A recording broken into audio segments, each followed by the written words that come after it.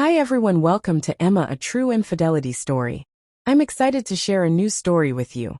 The scent of brewing coffee fills the air as I stand in our cozy kitchen, watching the sunrise paint the sky in hues of pink and orange. I'm Charlotte, and my life to the outside world is a canvas of normalcy. I'm an occupational therapist dedicated to helping others rebuild their lives after setbacks.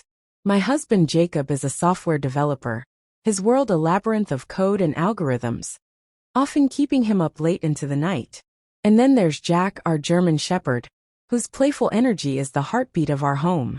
But as I sip my coffee, my gaze drifts to the calendar on the fridge marked with the mundane doctor's appointments, work schedules, and our next weekend escape. Yet there's something else, something lurking beneath these ordinary days. It began subtly, like the first whispers of a storm.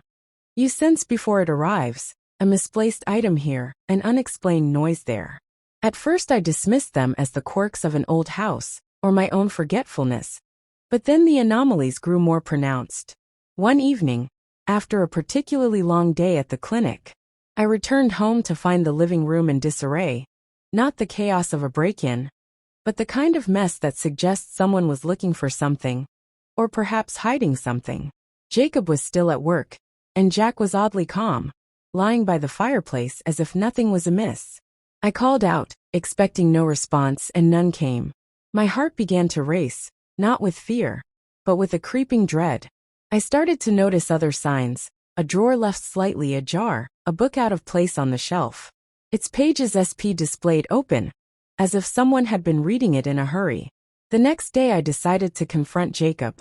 He was in his office, the glow of his computer screen casting shadows on his face. I asked him about the mess, about the strange occurrences.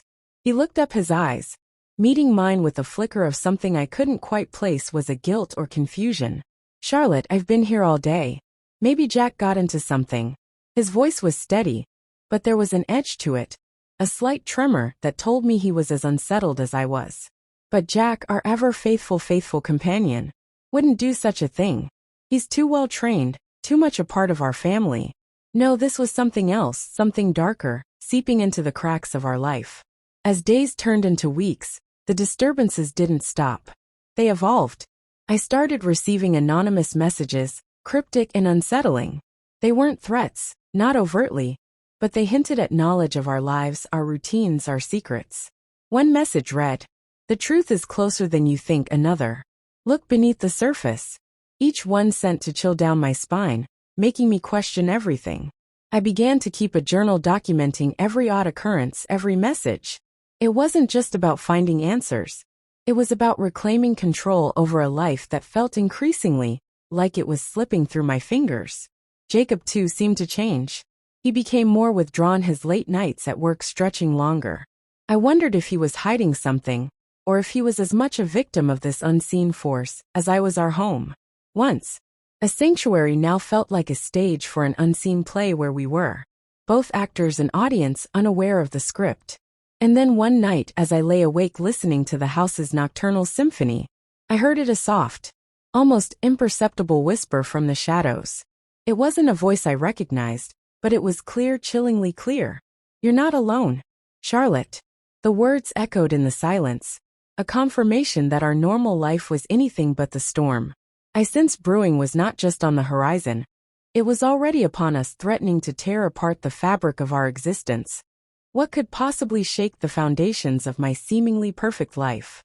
The answer, I feared, was already within these walls, waiting to be uncovered. The day started like any other. Jacob left for work early, leaving me with Jack, who was unusually energetic. Perhaps sensing the tension in the air, I decided to take him for a long walk to burn off some of his energy. The morning air was crisp, carrying the scent of pine and the distant sound of a neighbor's lawnmower. Jack bounded ahead, his tail wagging furiously, but my mind was elsewhere, tangled in the web of recent events. As we walked, I couldn't shake off the feeling of unease, a nagging sense that something was about to change. The messages, the whispers, the disarray in our home. It all felt like the prelude to something much larger, something I couldn't yet grasp. After our walk, I returned home, and while Jack played in the backyard, I found myself drawn to the seldom used corridor of our house. a place where old furniture and forgotten items gathered dust. This corridor was like a time capsule holding relics of our past lives. There was the antique mirror that Jacob's grandmother had given us, its frame ornate, with intricate carvings that seemed to whisper secrets beside it, a stack of old books, their spines cracked with age, and a dusty painting of a stormy sea, its waves frozen in a moment of turmoil. I walked slowly, my footsteps echoing softly on the hardwood floor. My hand brushed against the cool, smooth surface of the mirror, and for a moment I thought I saw a shadow flicker behind me. But when I turned there was nothing, just the empty corridor stretching before me. Then my eyes caught on something odd, a loose floorboard near the end of the hallway. I had never noticed it before, or perhaps it had always been there, hidden in plain sight. Curiosity, mixed with a growing sense of dread, propelled me forward. I knelt down, prying at the board with my fingers. It lifted with a creak, revealing a small dark cavity beneath. Inside there was an old leather-bound journal, its cover worn, and the pages yellowed with time. My heart thudded in my C********T as I pulled it out, the dust swirling around me like tiny specters. The journal was locked, but the key, an ornate piece with a ruby at its end, was tucked into a small envelope taped to the back cover with trembling hands. I unlocked it, the key turning with a soft click. The first page was blank, but as I turned to the next my breath caught there. An elegant, flowing script was a name, not mine, not Jacob's, but one that sent a chill down my spine. Sophia. Sophia. The name echoed in my mind. Who was she? Why was her journal hidden here? The entries were sporadic, filled with cryptic notes about meetings, secrets, and a place called the Sanctuary. Each entry was dated, the oldest from over 30 years ago. The more I read, the clearer it became that this wasn't just any journal. It was a record of someone's life, someone deeply entwined with the history of this house, perhaps even with Jacob's family. The entries spoke of hidden truths, of a legacy that needed protection, and of a pact that must never be broken. My mind raced with questions. Was this Sophia someone Jacob knew? Was she connected to the disturbances in our home? The journal hinted at a secret, so profound it could unravel everything we knew about our lives.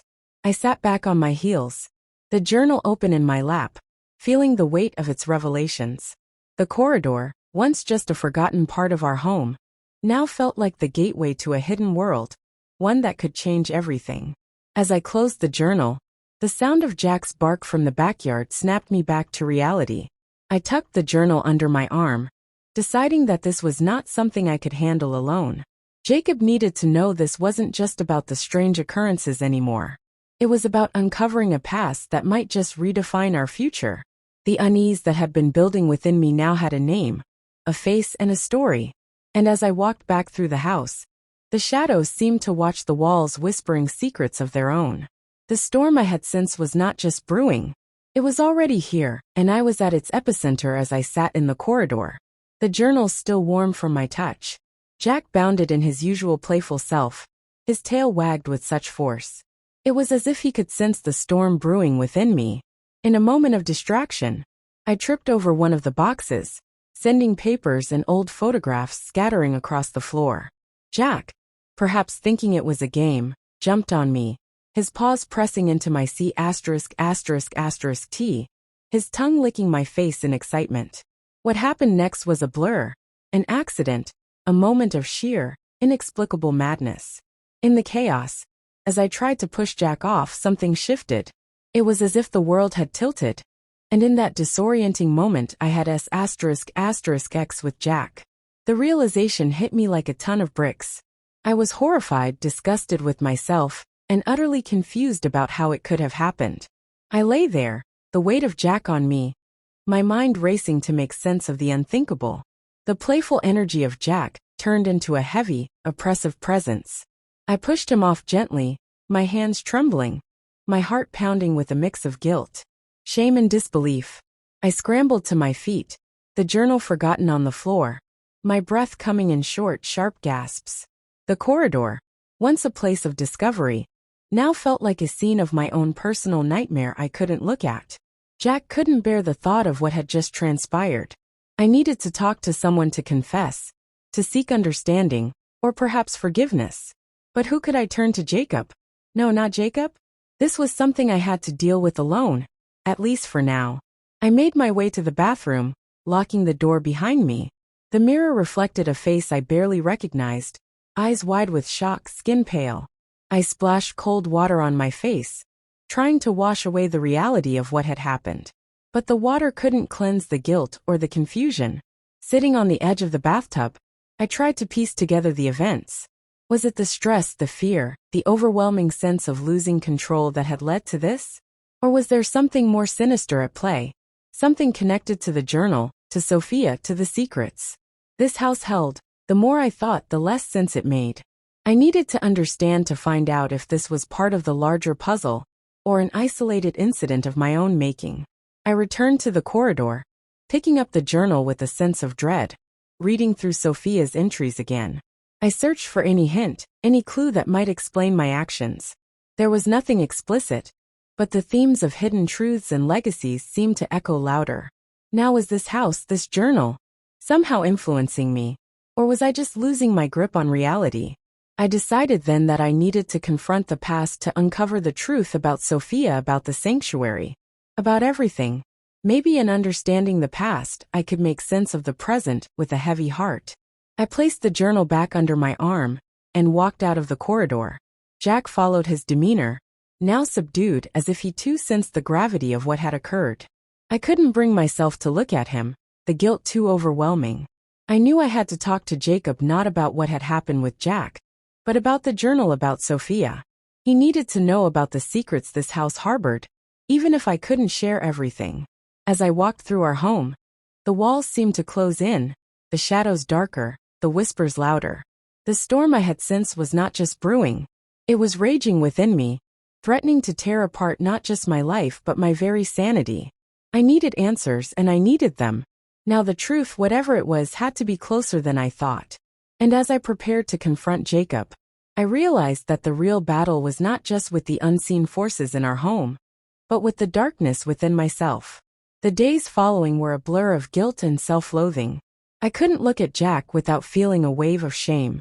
Jacob, oblivious to the turmoil inside me, continued his life as normal, discussing work, planning our next vacation. Each interaction with him felt like a lie, a betrayal. I started avoiding Jack, locking him out of rooms. Unable to face him, my work suffered as my mind was elsewhere, replaying the incident. Trying to understand how I could have let it happen, I found myself sitting at my desk, staring at the journal. I had discovered the name Sophia seemed to mock me from the pages, her secrets intertwining with my own.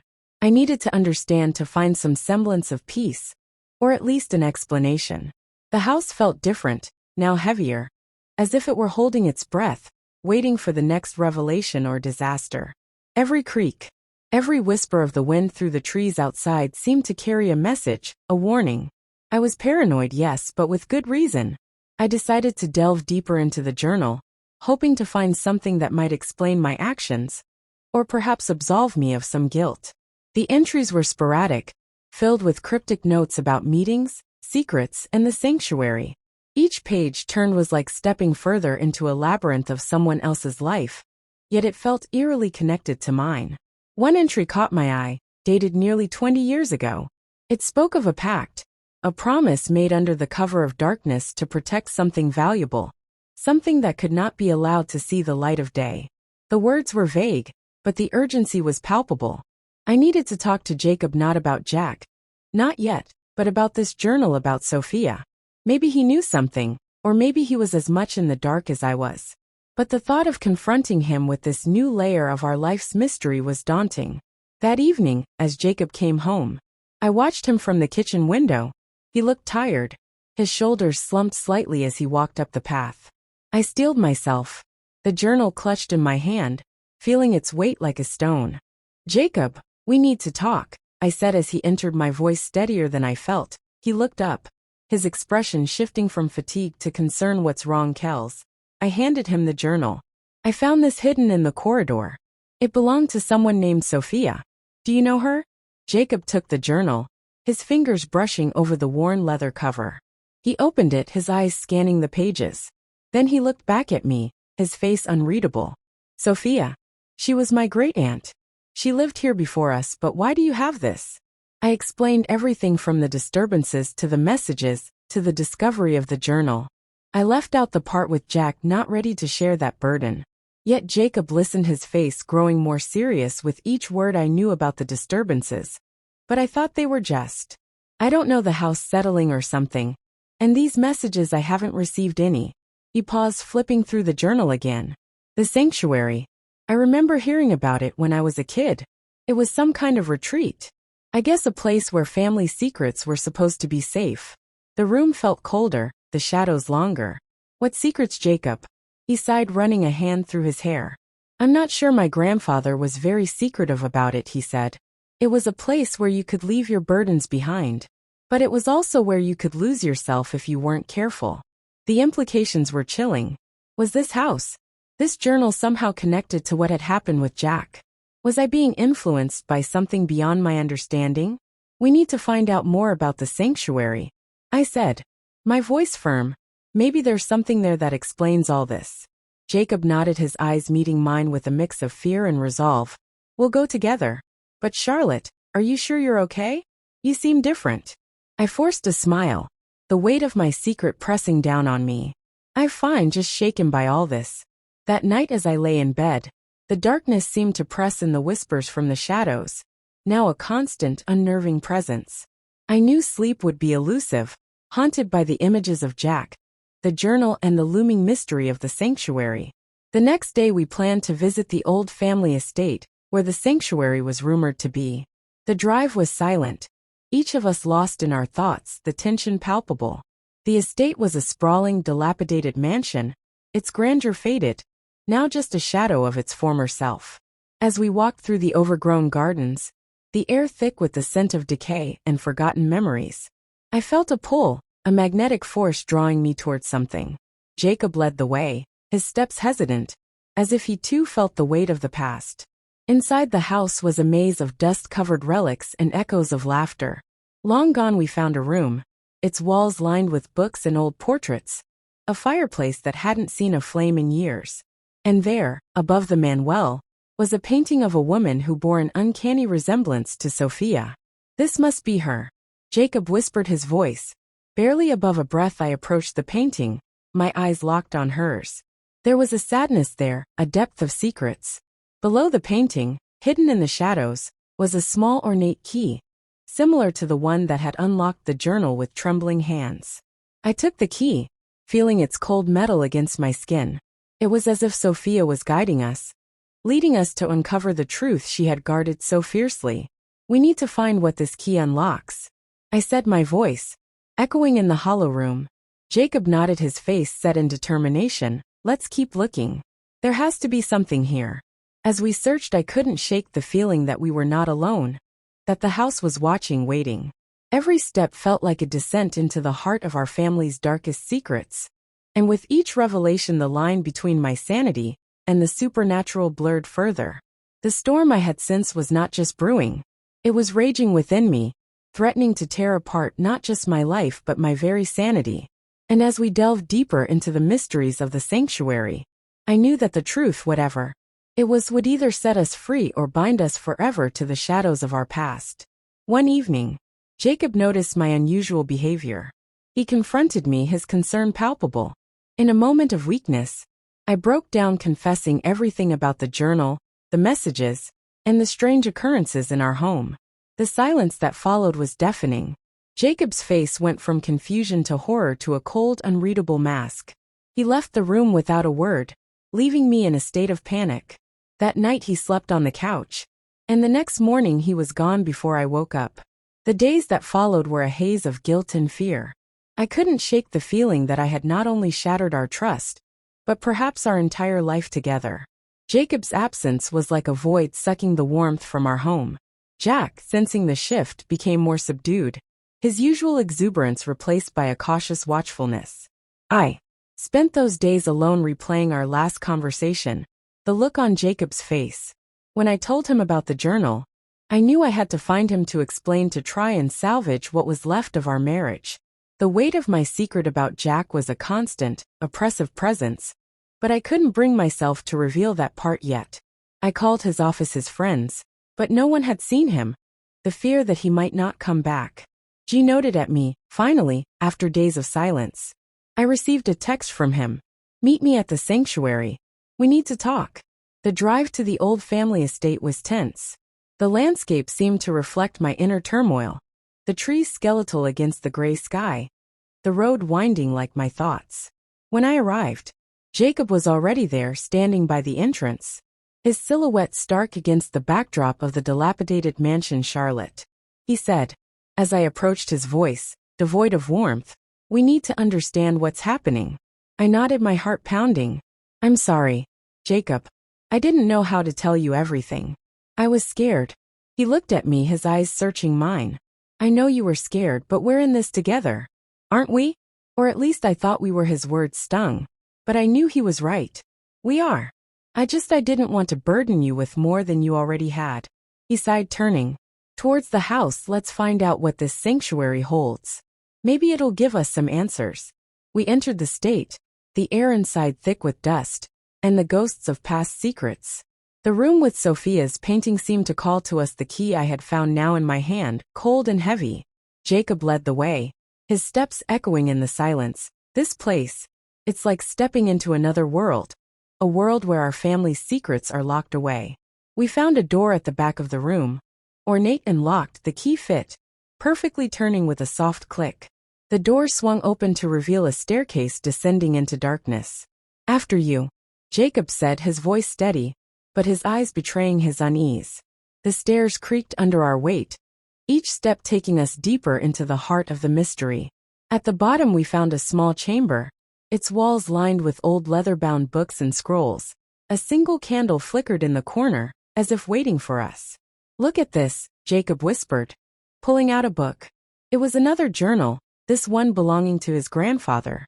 We sat on the cold stone floor reading, through entries that spoke of a pact, a promise to keep something hidden, something that could destroy the family if revealed. The entries were filled with regret, fear, and a desperate hope that the secret would die with him. What was he hiding, Jacob? I asked, my voice barely above a whisper. Jacob shook his head, his face pale. "I don't know, but it must be something monumental, something that could tear us apart." The realization hit us both at once. The disturbances, the messages, the journal, they were all connected to this secret. This sanctuary. We need to find out what this is, I said, determination replacing my fear. We owe it to ourselves, to our marriage. Jacob looked at me, his expression softening. "Charlotte, whatever happens, we face it together. No more secrets." I nodded, tears welling up. "No more secrets." I echoed, knowing I still had one to reveal, one that could either break us or bind us closer. As we continued to search through the chamber, the weight of our past and the unknown future loomed over us. The sanctuary was not just a place of secrets. It was a crucible where our relationship would either be forged anew or shattered completely. The journey into the darkness of our family's past was not just about uncovering secrets.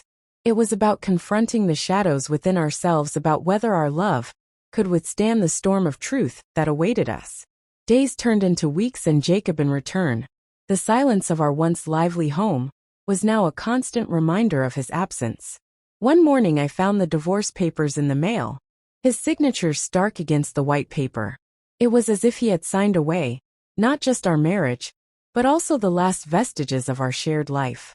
Jack, our German shepherd, was gone too, taken by Jacob in a silent agreement that I couldn't bear to see him anymore. The emptiness of the house was overwhelming. I moved out into a small apartment where the walls didn't echo with memories. The place was modest, with just enough space for me, and my thoughts. Therapy became my refuge, a place where I could unpack the guilt, the confusion, and the pain. My therapist, Dr. Helen, helped me understand that accidents happen, even those as bizarre and unforgivable as mine. It was a slow process, learning to forgive myself, but with each session I felt a little less burdened. I started volunteering at an animal shelter, a way to reconnect with my love for animals in a controlled, safe environment.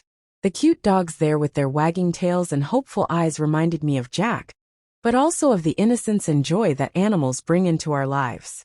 It was healing in its way to give back, to offer comfort where I had once caused harm. Life moved on, But the memory of that day and the corridor lingered like a ghost, a reminder of how fragile our lives can be, how one moment can change everything. The journal. Sophia's journal sat on my new bookshelf, its secrets still partially untold. I hadn't opened it since that fateful day, but its presence was a constant whisper, urging me to delve deeper into the past. One evening, as I sat in my small living room, the phone rang. It was Jacob. His voice was distant, strained. "Charlotte, I need to talk to you. It's about the sanctuary." My heart skipped a beat. "What about it?" I asked. My voice steadied. "Despite the turmoil inside, I've been doing some research. There's more to it than we thought. I think we need to go back there together." The idea of returning to that place where our lives had begun to unravel was daunting yet. There was an undeniable pull, a need for closure for understanding Oka. I agreed. "When tomorrow I'll pick you up." The next day, as I waited outside my apartment, I felt a mix of apprehension and resolve. Jacob arrived, his face set in a determined mask. We drove in silence, the weight of our past hanging between us like a thick fog. The estate looked even more foreboding in the daylight. Its grandeur, now a mere skeleton of what it once was. We walked through the overgrown gardens, the crunch of leaves underfoot.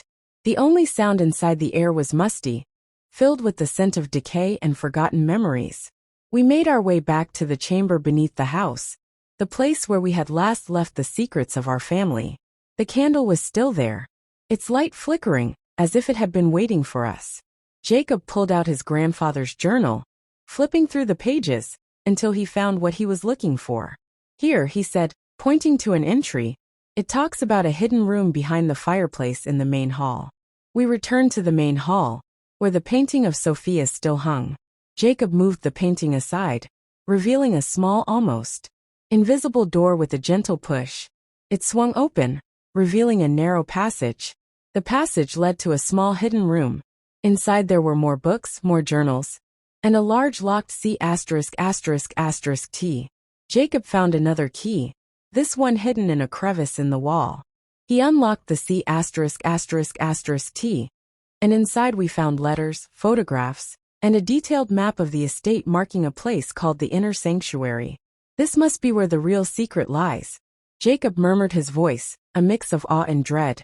We followed the map, our steps echoing in the quiet of the old house. The Inner Sanctuary was a secluded part of the estate, hidden by thickets and thy. It was a small stone structure almost like a chapel with an iron gate that creaked as we opened it. Inside the air was cool, the silence profound. In the center of the room was an altar, and on it an old ornate box. Jacob approached it, lifting the lid with a reverence that spoke of the gravity of what we might find. Inside was a collection of documents, each detailing a different aspect of the family's history, their secrets, their pacts. One document in particular caught my eye. It was a confession written by Sophia herself, about a tragic event that had led to the creation of the sanctuary. Sophia had been involved in an accident much like mine, but hers had resulted in a death. The family, in an attempt to protect her, had created this place to hide the truth, to keep the secret safe. The pact was to never speak of it, to let the truth die with them. The revelation hit me like a wave. My accident with Jack, though different in consequence, was eerily similar. The weight of understanding of knowing that my actions, though accidental, were part of a larger, darker tapestry was overwhelming. Jacob looked at me, his eyes filled with a mix of sorrow and understanding. "Charlotte, this changes everything. We're not alone in our mistakes. Our family has been carrying this burden for generations." I nodded, tears streaming down my face. "I never knew. I thought I was alone in this." "You're not," he said, his voice soft. "We can't change the past, but we can choose how we move forward together." The journey back to the car was silent, each of us lost in our thoughts, processing the revelations. As we drove away from the state, I felt a strange sense of peace. The past was heavy, laden with secrets and pain, but knowing it, understanding it somehow, made it bearable. Jacob reached over, taking my hand. "We'll get through this, Charlotte. We'll find a way to live with our pasts, not be defined by them." I squeezed his hand, feeling the warmth of his touch, a stark contrast to the cold truths we had uncovered. "Yes, I whispered we will. As we drove back to our separate lives, I realized that while the past might haunt us, it was our choice to let it define us, or to use it as a stepping stone towards healing. The sanctuary, with all its secrets, had not only revealed the darkness in our family, but also the strength to overcome it. And in that moment I knew that peace, though elusive, was not impossible. It was a journey one we would take together one step at a time. Leave your opinion in the comments. Don't forget to leave a like and subscribe to the channel